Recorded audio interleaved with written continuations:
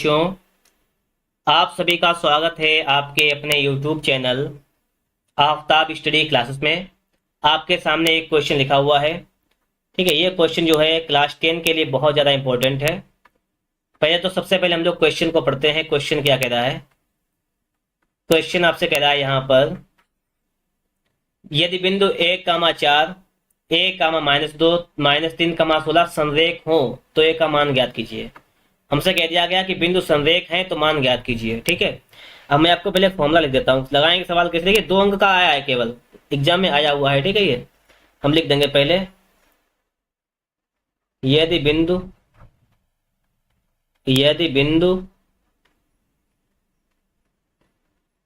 संरेख हो तो एक फॉर्मूला होता है। क्या होता है? x1 y2 minus y3 plus x2 y3 minus y1 plus x3 y1 minus y2 बराबर 0। ये होता है आपका एक फॉर्मूला। अगर बिंदु संरेख हैं, यदि बिंदु कैसे हैं, यदि आपके बिंदु जो हैं संरेख हैं तो इसका ये फॉर्मूला होता है। ठीक है, यदि बिंदु संरेख हैं तो ये फॉर्मूला आपका होता है।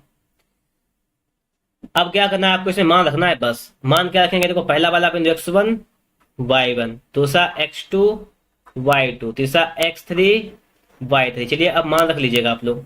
x1 का मान आप कहेंगे 1, रख लिया। y2 का मान है -2, लिख लिया। माइनस y3 का मान है 16, तो ये भी लिख लिया।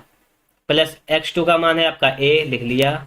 y3 का मान है आपका 16, माइनस y1 का मान है 4, लिख लिया। x3 का मान आपका है -3, तो लिख देंगे -3। y1 है आपका 4 माइनस y2, माइनस लगाएंगे। अब देखो y2 का मान भी माइनस में है, तो ये माइनस माइनस आपका हो जाएगा +2 बराबर हो जाएगा 0। बस इसको सॉल्व करना है। तो एक ये बचा अंदर में -18, इसको लिख लो।